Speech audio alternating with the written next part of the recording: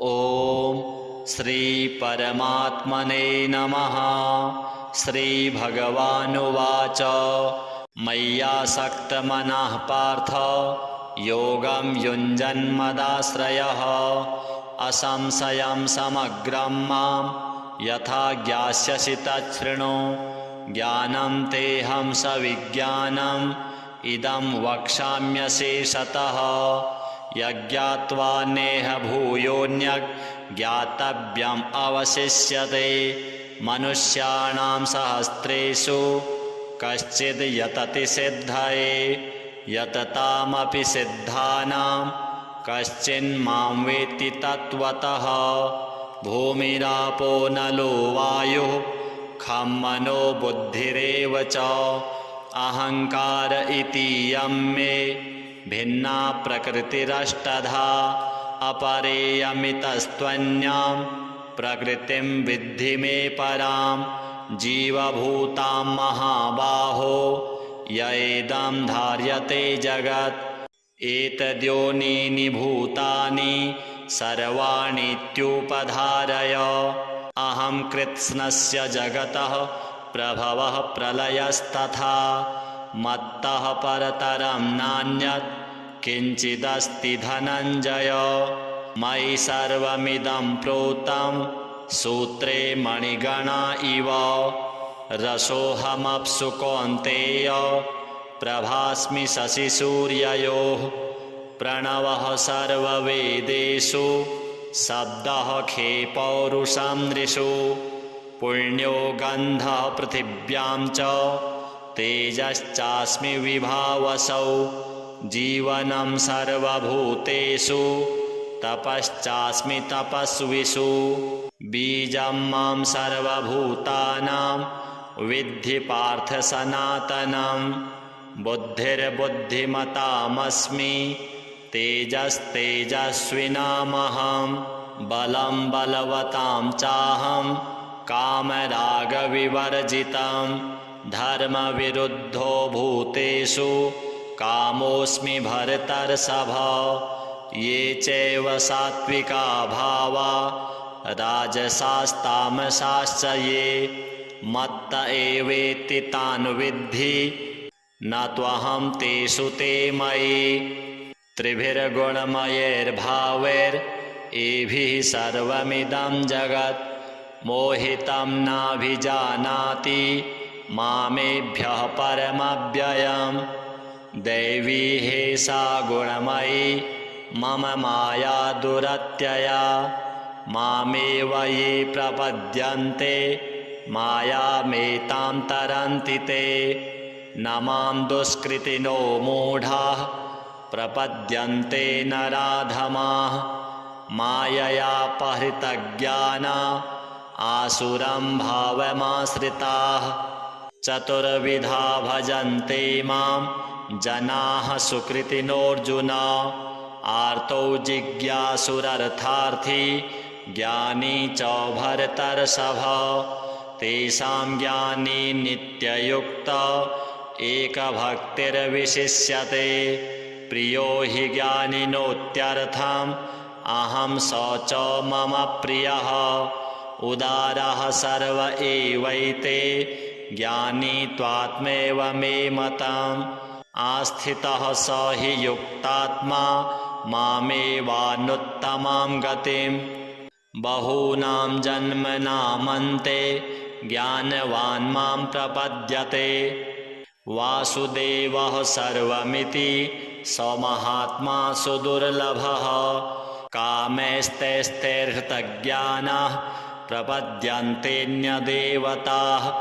तं तं नियममास्थाय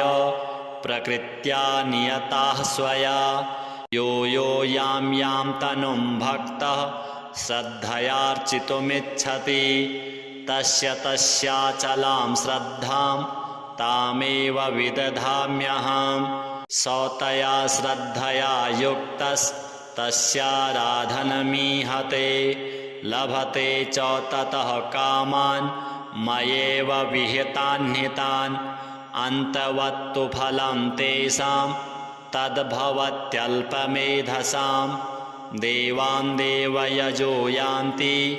मद्भक्ता यान्ति मामपि अव्यक्तं व्यक्तिमापन्नं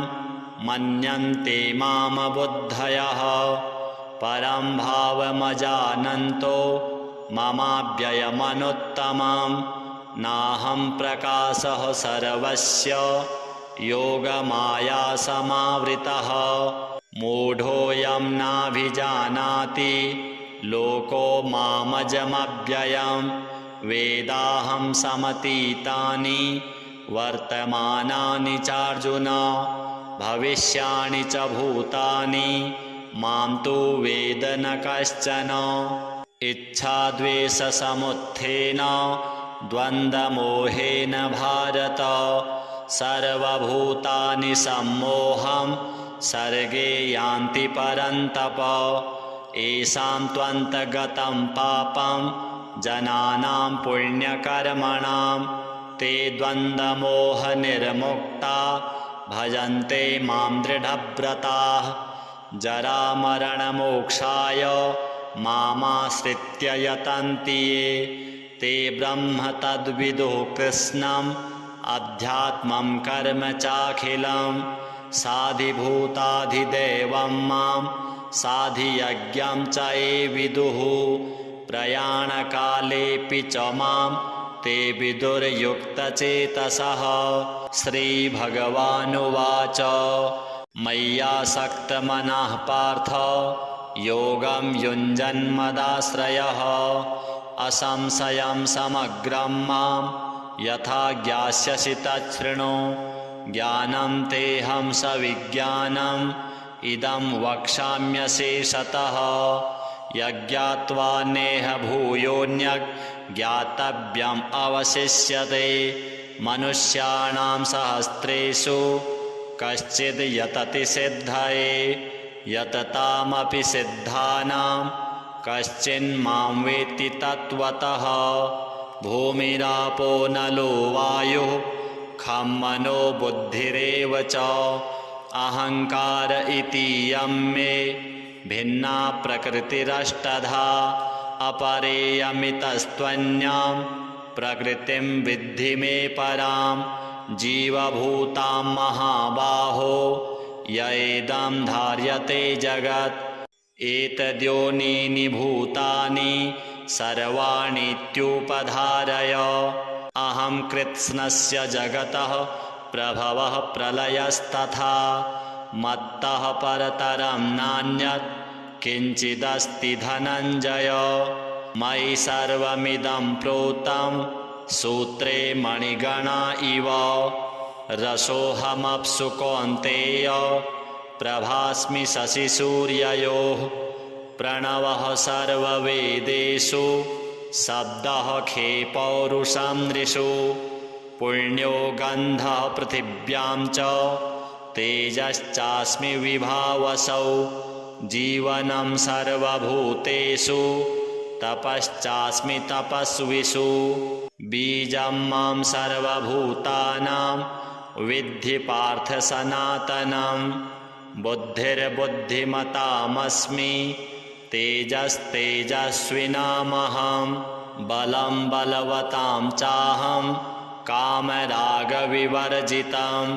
धर्मविरुद्धो भूतेषु कामोऽस्मि भरतर्षभ ये चैव सात्विका भावा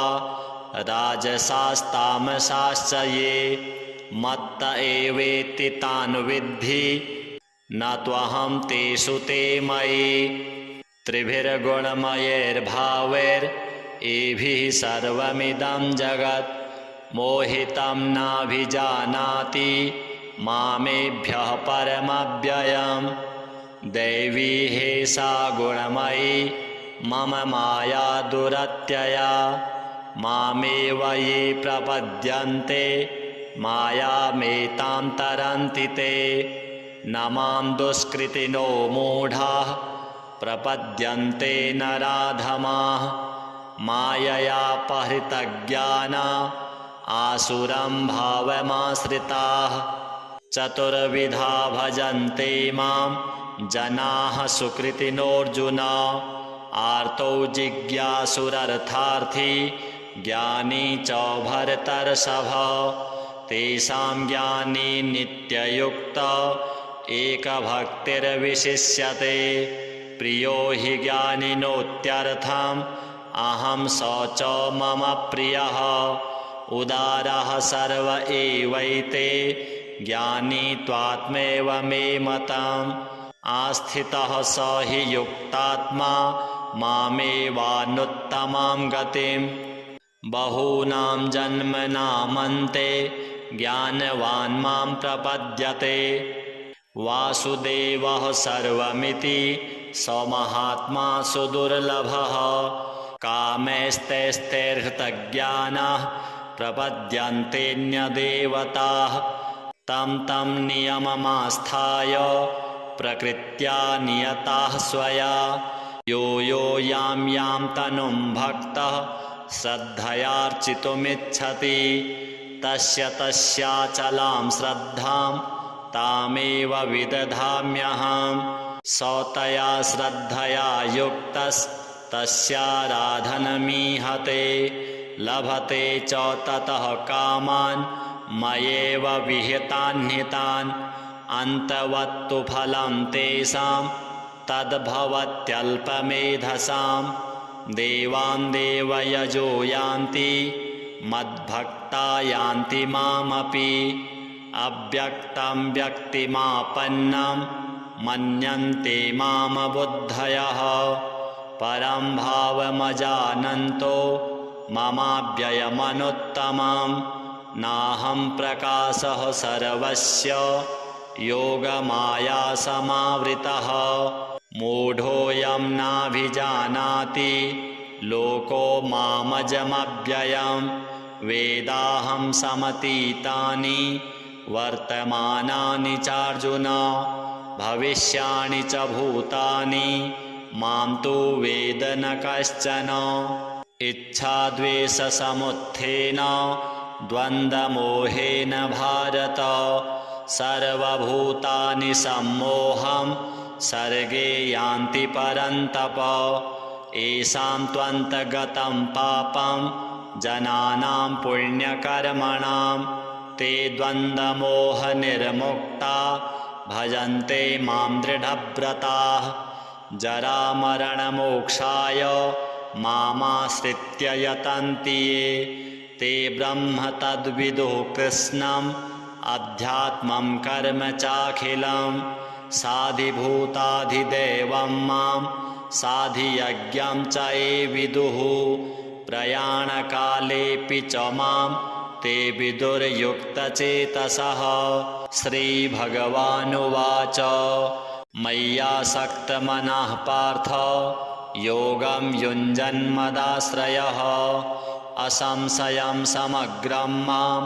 यथा ज्ञास्यसि तच्छृणु ज्ञानं तेऽहं सविज्ञानम् इदं वक्ष्याम्यशेषतः यज्ञात्वा नेह भूयोऽन्यज्ञातव्यम् अवशिष्यते मनुष्याणां सहस्रेषु कश्चिद् यतति सिद्धये यततामपि सिद्धानां कश्चिन्मां वेत्ति तत्त्वतः भूमिरापो नलो वायुः खं मनो बुद्धिरेव च अहंकार इतीयं मे भिन्ना प्रकृतिरष्टधा अपरेयमितस्त्वन्यां प्रकृतिं विद्धि मे परां जीवभूतां महाबाहो यैदं धार्यते जगत् एतद्योनीनि भूतानि सर्वाणीत्युपधारय अहं कृत्स्नस्य जगतः प्रभवः प्रलयस्तथा मत्तः परतरं नान्यत् किञ्चिदस्ति धनञ्जय मयि सर्वमिदं प्रोतं सूत्रे मणिगणा इव रसोऽहमप्सु कौन्तेय प्रभास्मि शशिसूर्ययोः प्रणवः सर्ववेदेषु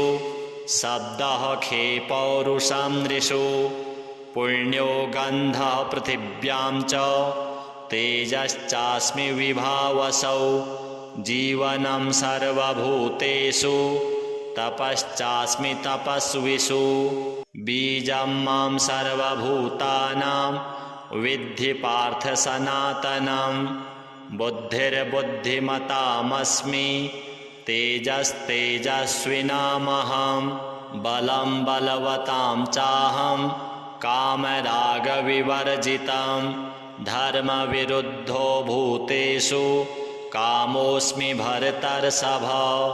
ये चैव सात्विका भावा राजसास्तामसाश्च ये मत्त एवेति तान् विद्धि न त्वहं तेषु ते मयि त्रिभिर्गुणमयैर्भावैरेभिः सर्वमिदं जगत् मोहितं नाभिजानाति मामेभ्यः परमव्ययम् दैवी हेषा गुणमयी मम माया दुरत्यया मामेव ये प्रपद्यन्ते मायामेतां तरन्ति ते न मां दुष्कृतिनो मूढाः प्रपद्यन्ते नराधमाः माययापहृतज्ञाना आसुरं भावमाश्रिताः चतुर्विधा भजन्ते मां जनाः सुकृतिनोऽर्जुन आर्तौ जिज्ञासुरर्थार्थी ज्ञानी च भरतर्षभ तेषां ज्ञानी नित्ययुक्त एकभक्तिर्विशिष्यते प्रियो हि ज्ञानिनोत्यर्थम् अहं स च मम प्रियः उदारः सर्व एवैते ज्ञानी त्वात्मैव मे मतम् आस्थितः स हि युक्तात्मा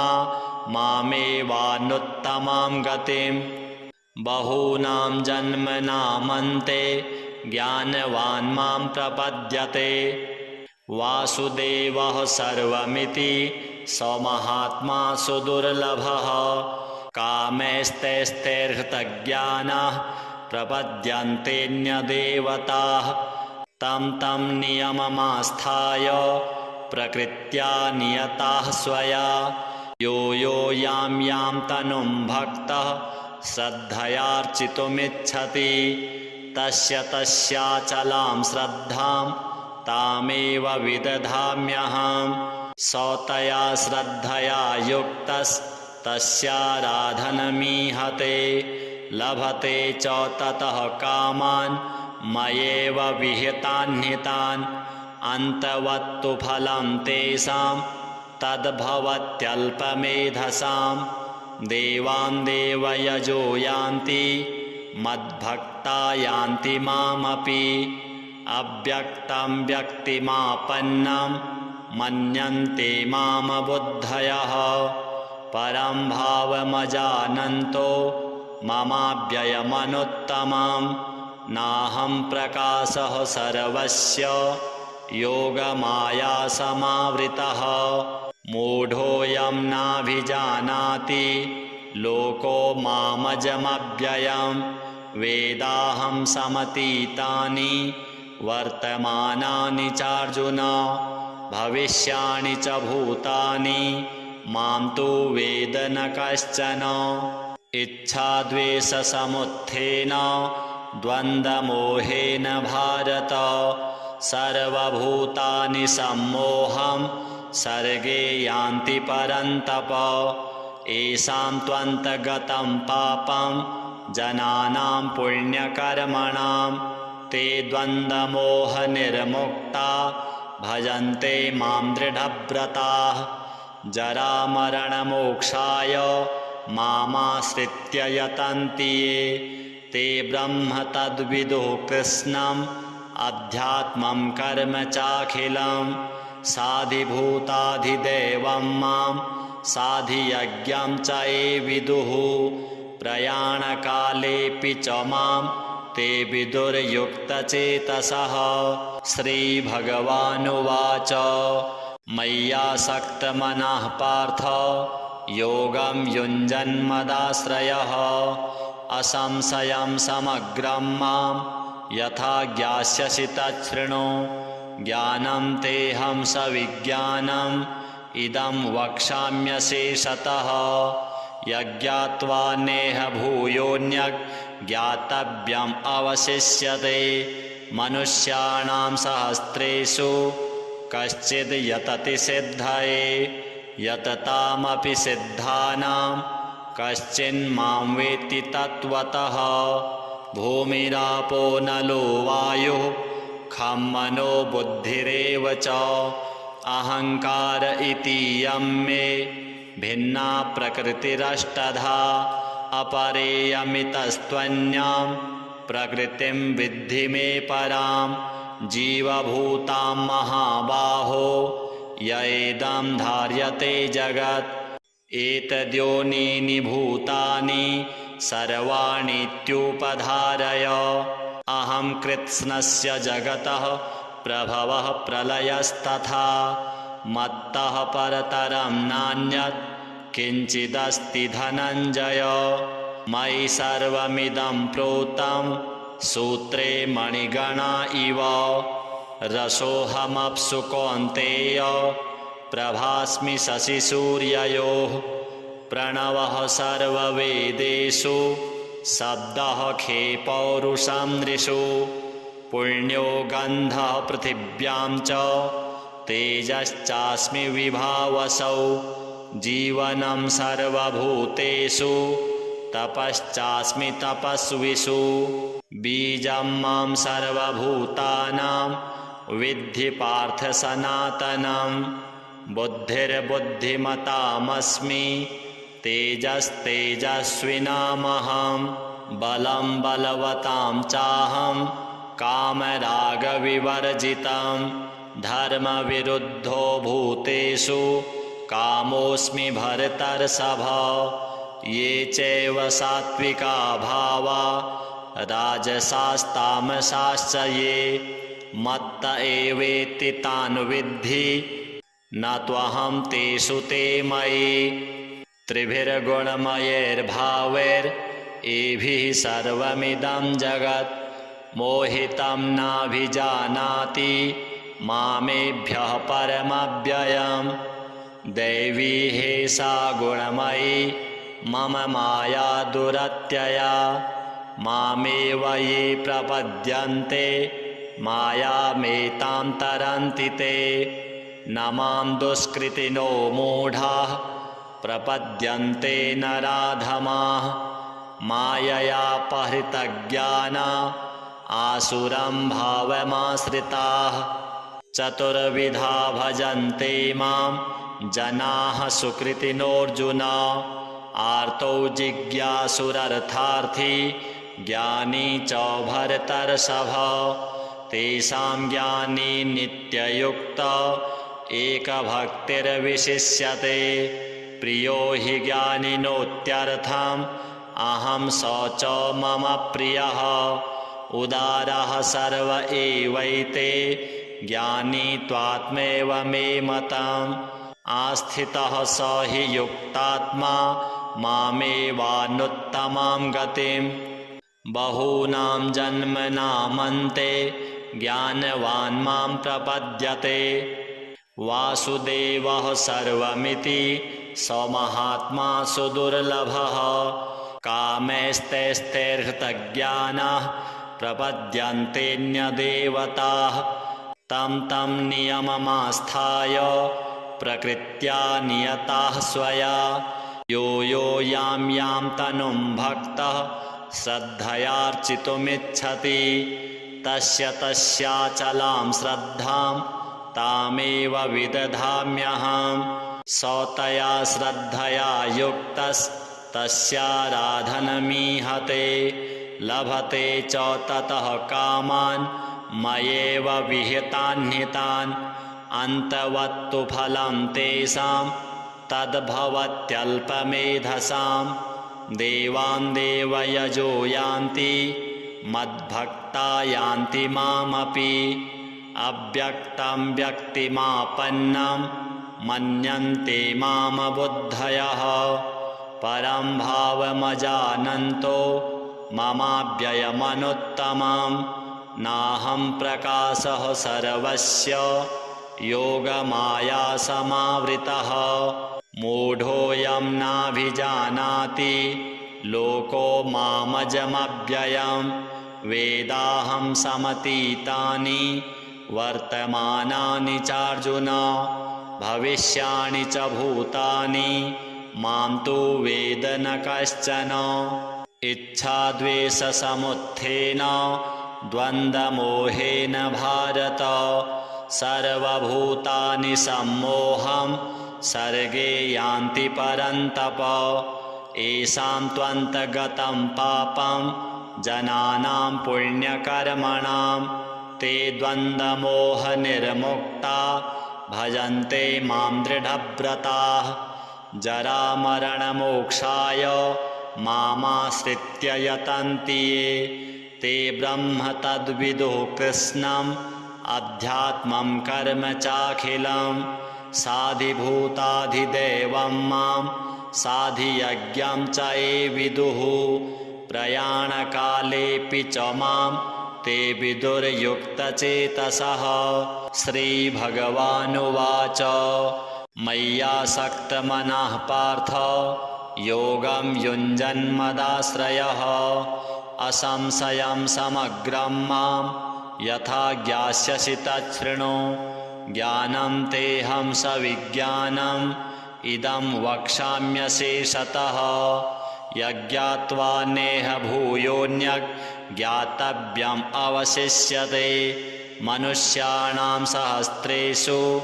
कश्चिद् यतति सिद्धये यततामपि सिद्धानां कश्चिन्मां वेत्ति तत्त्वतः भूमिरापो नलो वायुः खं मनो बुद्धिरेव च अहंकार इतीयं मे भिन्ना प्रकृतिरष्टधा अपरेयमितस्त्वन्यां प्रकृतिं विद्धि मे परां जीवभूतां महाबाहो यैदं धार्यते जगत् एतद्योनीनि भूतानि सर्वाणीत्युपधारय अहं कृत्स्नस्य जगतः प्रभवः प्रलयस्तथा मत्तः परतरं नान्यत् किञ्चिदस्ति धनञ्जय मयि सर्वमिदं प्रोतं सूत्रे मणिगणा इव रसोऽहमप्सु कौन्तेय प्रभास्मि शशिसूर्ययोः प्रणवः सर्ववेदेषु शब्दः खे पौरुषं नृषु पुण्यो गन्धः पृथिव्यां च तेजश्चास्मि विभावसौ जीवनं सर्वभूतेषु तपश्चास्मि तपस्विषु बीजं मां सर्वभूतानां विद्धि पार्थ सनातनं बुद्धिर्बुद्धिमतामस्मि तेजस्तेजस्विनामहं बलं बलवतां चाहं कामरागविवर्जितं धर्मविरुद्धो भूतेषु कामोऽस्मि भरतर्षभ ये चैव सात्विका भावा राजसास्तामसाश्च ये मत्त एवेति तान् विद्धि न त्वहं तेषु ते मयि त्रिभिर्गुणमयैर्भावैरेभिः सर्वमिदं जगत् मोहितं नाभिजानाति मामेभ्यः परमव्ययम् दैवी हेषा गुणमयी मम माया दुरत्यया मामेव ये प्रपद्यन्ते मायामेतां तरन्ति ते न मां दुष्कृतिनो मूढाः प्रपद्यन्ते नराधमाः माययापहृतज्ञाना आसुरं भावमाश्रिताः चतुर्विधा भजन्ते मां जनाः सुकृतिनोऽर्जुन आर्तौ जिज्ञासुरर्थार्थी ज्ञानी च भरतर्षभ तेषां ज्ञानी नित्ययुक्त एकभक्तिर्विशिष्यते प्रियो हि ज्ञानिनोत्यर्थम् अहं स च मम प्रियः उदारः सर्व एवैते ज्ञानी त्वात्मैव मे मतम् आस्थितः स हि युक्तात्मा मामेवानुत्तमां गतिम् बहूनां जन्मनामन्ते ज्ञानवान् मां प्रपद्यते वासुदेवः सर्वमिति स महात्मा सुदुर्लभः कामैस्तैस्तैर्हृतज्ञानाः प्रपद्यन्तेऽन्यदेवताः तं तं नियममास्थाय प्रकृत्या नियताः स्वया यो यो यां यां तनुं भक्तः श्रद्धयार्चितुमिच्छति तस्य तस्याचलां श्रद्धां तामेव विदधाम्यहम् स तया श्रद्धया युक्तस्तस्याराधनमीहते लभते च ततः कामान् मयैव विहितान्हितान् अन्तवत्तु फलं तेषां तद्भवत्यल्पमेधसां देवान् देवयजो यान्ति मद्भक्ता यान्ति मामपि अव्यक्तं व्यक्तिमापन्नं मन्यन्ते मामबुद्धयः परं भावमजानन्तो ममाव्ययमनुत्तमं नाहं प्रकाशः सर्वस्य योगमायासमावृतः मूढोऽयं नाभिजानाति लोको मामजमव्ययं वेदाहं समतीतानि वर्तमानानि चार्जुन भविष्याणि च भूतानि मां तु वेद न कश्चन इच्छाद्वेषसमुत्थेन द्वन्द्वमोहेन भारत सर्वभूतानि सम्मोहं सर्गे यान्ति परन्तप येषां त्वन्तगतं पापं जनानां पुण्यकर्मणां ते द्वन्द्वमोहनिर्मुक्ता भजन्ते मां दृढव्रताः जरामरणमोक्षाय मामाश्रित्य यतन्ति ये ते ब्रह्म तद्विदुः कृष्णम् अध्यात्मं कर्म चाखिलं साधिभूताधिदेवं मां साधियज्ञं च ये विदुः प्रयाणकालेऽपि च मां ते विदुर्युक्तचेतसः। ओम जय जय श्रीमद्भगवद्गीता सूपनिषत्सु ब्रह्म विद्यायां योगशास्त्रे श्रीकृष्णार्जुन संवादे ज्ञान विज्ञान योगो नाम सप्तमः। श्री वासुदेवार्पणमस्तु।